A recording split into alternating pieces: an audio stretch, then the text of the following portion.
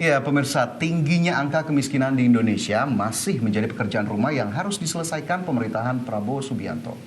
Ekonom senior Indef Didin Damanhuri menilai 10 tahun pemerintahan Jokowi gagal menurunkan angka kemiskinan sesuai target yang dipatok dalam RPJMN.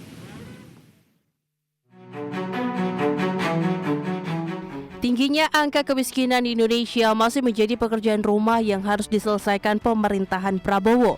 Pasalnya selama 10 tahun pemerintah Joko Widodo, penurunan angka kemiskinan terbilang minim, yakni hanya 1,37 juta orang.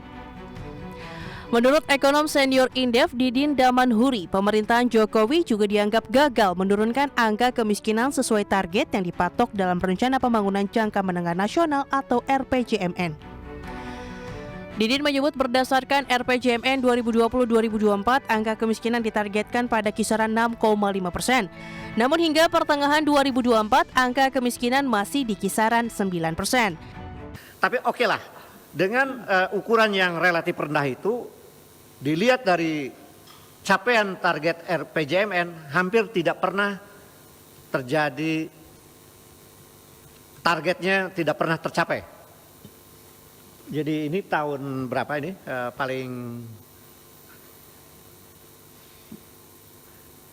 bahkan 10 tahun terakhir ini makin jauh dari target pencapaian kemiskinan itu. Bisa dilihat, makin jauh dari yang paling kanan itu hampir mendekati tapi tidak tercapai juga, tapi konsisten tidak tercapai RPJMN, tapi makin 5 tahun terakhir makin jauh dari target yang harus dicapai. Lanjut.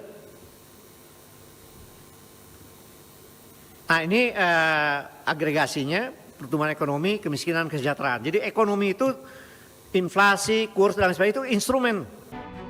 Berdasarkan data BPS, angka kemiskinan di Indonesia pada Maret 2024, jumlah penduduk miskin di Indonesia sebanyak 25,22 juta orang.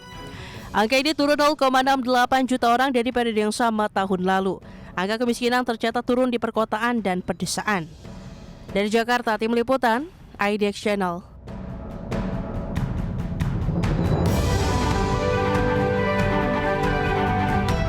Ya, ini tadi sejumlah kepala badan, begitu ya, pejabat kembali dilantik oleh Presiden Prabowo Subianto. Ya, ini yang juga menarik adalah tadi ternyata ada Badan Pengentasan Kemiskinan yang dikepalai oleh Budiman Sujatmiko. Kemudian juga ada badan-badan lainnya yang bahkan kita akhirnya terkonfirmasi ya bahwa kemarin yang dipanggil ke Kertanegara ini sudah dilantik, dan kita lihat memang ya dalam tanda kutip memang cukup gemuk ya, dan ini sesuai dengan apa yang disampaikan oleh Presiden Prabowo bahwa sepertinya ia membutuhkan tim dengan komposisi yang cukup banyak. Kalau Vina sendiri melihatnya seperti apa nih? Benar, apalagi kemarin sempat juga heboh ya di sosial media, yaitu Raffi Ahmad yang juga dipanggil ke Kertanegara.